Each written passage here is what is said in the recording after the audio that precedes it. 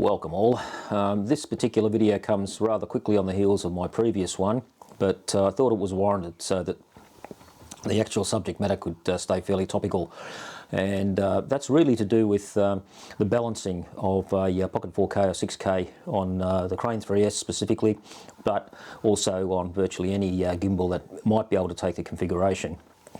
Now, one of my earlier videos that I put up when I first got the Crane 3, I had some comment on there about balancing the Pocket 6K and somebody having difficulty doing it and saying it's virtually impossible to balance Pocket 6K or 4K on a gimbal. And in this case it was about the 3S, I'm assuming, and they said millions of people can't do it. I think Blackmagic would be very, very happy if millions of Pocket 4Ks and 6Ks had been sold, but that's by the by. And I tried to explain how to go about the balancing, to have a look at the video, have a look at the subsequent one that I've put out, and to see whether you get your camera set up in the way that will enable it to be balanced.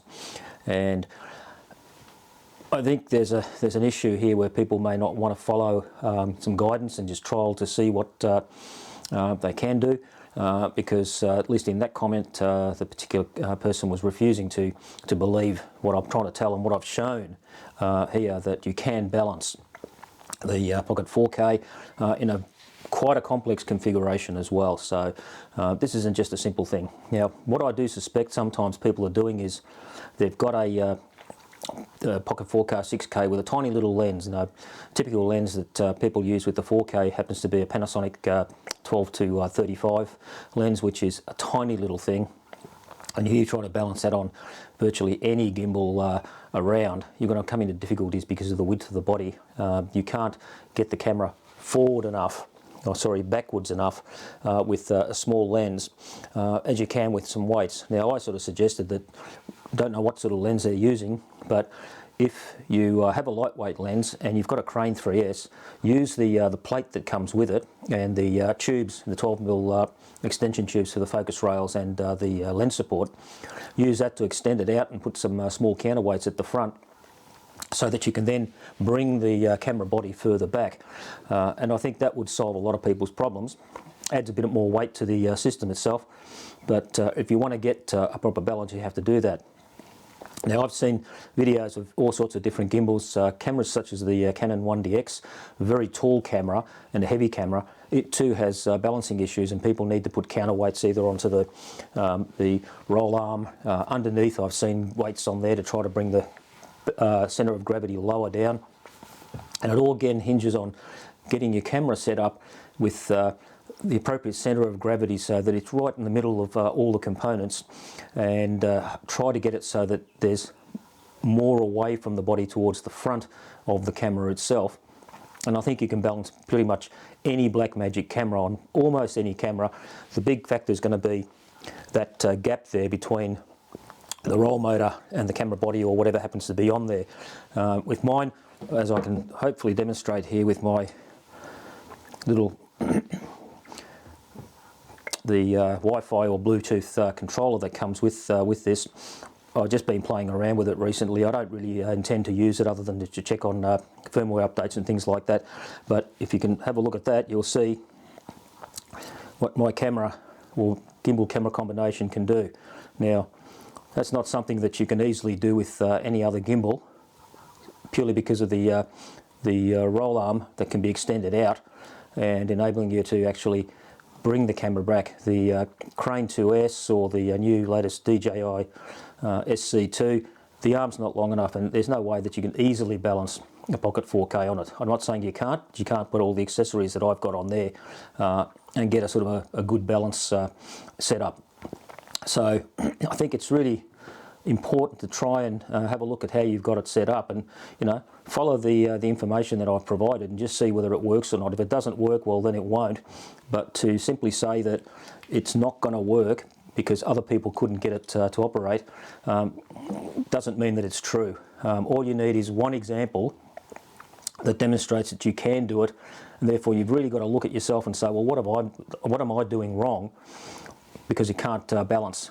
So it clearly can be, the main attribute is going to be your lens set up with the camera, and also how rigidly it's been set up. The complaint that I had was that there's vibration and so on. and again that could well be indicative that the lens is not supported well enough, and that causes vibrations. I went out this morning and did another video roughly emulating what I did the first time around, walking around in gumboots on rough gravel roads and up and down a couple of hills. And I shot it this time again at 75 frames per second, and I only applied a little bit of post stabilisation at the very end. There was a little bit of bobbing in there, sort of taken some of it out, but probably not all of it. It's again one of those things that it's a matter of practice and everything else. So I'll show that video again to show you exactly what you can do with this, and that was done in underslung mode, and I can't recollect whether I actually lifted the camera up a couple of times for some taller shots, but it doesn't matter, it works both ways. So I'll show that now, and then I'll just talk a bit more about the rig itself again to try to reiterate what needs to be done.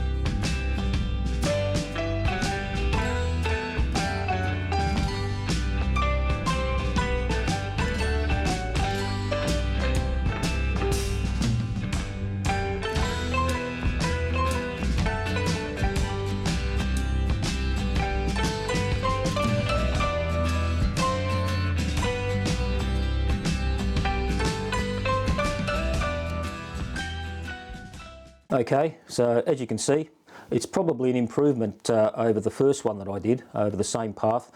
Still running around in, or walking around in gumboots, and this time I'm starting to get a little bit more fitter, I think, because I can hold this rig for a lot longer, and it doesn't feel like my arm's about to fall off at the end of the session. So that makes a big impact on how well you can use your gimbal. I mean, I think that applies to any sort of a gimbal. It's a level of fitness that allows you to operate the thing more effectively and efficiently than if you're just struggling all the time with whatever load you've got on there. So I really urge people who are having difficulty balancing the 4K or 6K to just look at their setup. Consider what I've got in mind. If I can show it a little bit better. Yep, wrong way. Just have a look at the bulkiness that I've got there, where a lot of the mass is at the front and the back, so there's a center point that is where things are balanced. The roll arm and the pitch arm are both aligned with the center of gravity of that camera system. So that could be any shape at all, be it a 1DX or a red camera or something like that. The same principle applies in setting up your camera first before you put it onto the rig itself. See how you can get a center of gravity that allows you to have, in this case with the Pocket 4K or 6K, the body a bit further away from the roll motor, so that you've actually got that separation. And that means, as I said earlier, that you can bring the holder plate or the main bottom plate further in, and again easing the load on the motors. And as I pointed out earlier, I'm just running at the lowest power with just the internal batteries. So if I can do that, that really means that you can balance a Pocket 4K or 6K at the very least on the Crane 3S. How well you can do it on the other gimbals, I don't know, but with this gimbal you can definitely do it. So proof is in the pudding. You can see it happening, you know how it works. You've got the video there to demonstrate that the results are there. I'm not fudging anything. I don't want to do that. I've actually noted on a couple of videos that I've come across how I've got it. But these are people who have difficulty with it, I've had no real comment back from them. One hasn't even made it a public post, so I don't know what's going on there. But the aim is to try to assist people who have got this camera or the 6K and get them to be able to use it effectively and easily on a gimbal. So whether people are willing to heed the advice that I've given or even try it out just to see whether it works for them, you know, I haven't heard any sort of feedback really, so, you know, it's up to them. But if you hear stories that you can't balance it, quite frankly, I'll call it bullshit, because you can. The people just aren't trying, don't know what they're doing, or just simply, I don't know, they're just not really putting the effort into it. Now, that sort of leads me onto a different topic, which I've been watching YouTube quite a bit, looking for information on video production and things like that, as I normally do. And I just sort of had to laugh that I've suddenly been blasted with DJI videos with the new SC2. Crane 2S, when it came out, there were quite a few videos, but not a lot. DJI must have a massive marketing campaign, and they're throwing everything at it, because all of the YouTube celebrities that I've sorted out before are all lauding the camera, its new features and everything else, as if this is the first time it's ever happened. You know, there are things like touchscreen on the handles itself. The Feiyu Tech has had that for a long time. I mentioned that before. The transmitter for wireless transmission of the image, Crane 3S has got that, and I think Xeon have had this for a while anyway. Locks on the motors and all the rest, that's nothing new. The remote control, as I showed with this, that's been around. The Feiyu Tech had the Magic Wand or the Hyperlink controller on mine, which didn't work, which does exactly the same thing, and the Crane 3S has got that as well. So there's nothing new under the sun yet.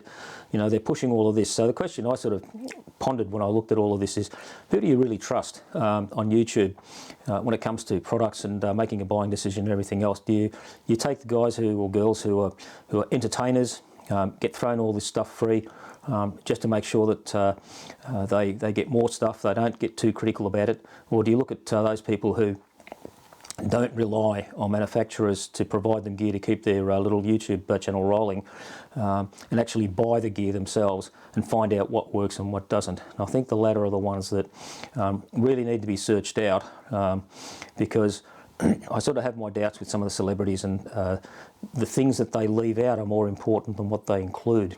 You can find out the features and so forth of a gimbal from the manual and whatever else, but it's the actual things that go wrong in actual use that are left out, or functions that don't always work. There are very few that will actually be really critical if there's a product that, or an issue with a product. And certainly what I've come about. Maybe there are some that because I don't watch them all, so there could be some who actually are fairly open. You know, there are people like Curtis Judd with audio gear and lighting. Trust him completely. He really does provide good value, provides the good and the bad of a product without fear or anything else. And there's another guy, Andrew Locke, who's Gaffer and Gear, who does lighting gear. He's very specialised lighting gear in the film industry, but very good knowledge about products, and you learn a lot about it. So these are people who are, I'd say, working professionals, and YouTube is sort of maybe a sideline, versus those who may have been doing film industry and become a full-time YouTuber, and so their priorities change completely as to how they talk about products and how they present issues, because it's the lifeblood for them. And whilst they're not being intentionally dishonest, I don't believe that they are, that it does require, you know, that they have a sort of a self-interest to make sure that the products keep rolling in all the time. So they have to be more positive than negative, and if you see any negatives, they're often so minor that they don't really matter.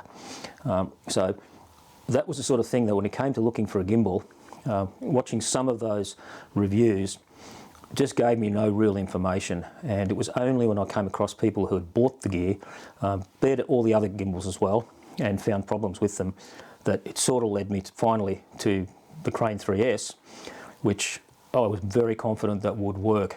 And as it is, I've had no problems with it whatsoever.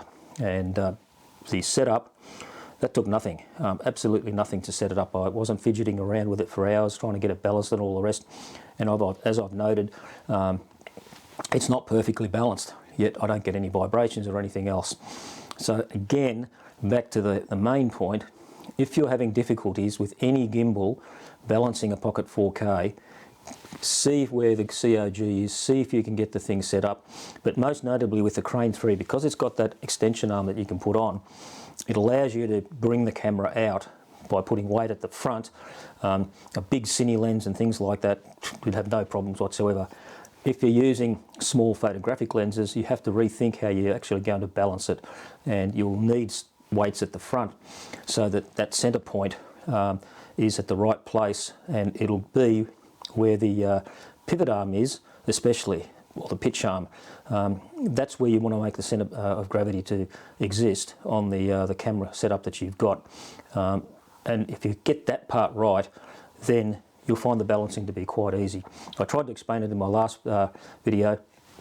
I don't think it's still getting through, and people are still frustrated that they can't balance their camera. So I just urge people that have got this setup, have got the Crane 3S, to try that out first.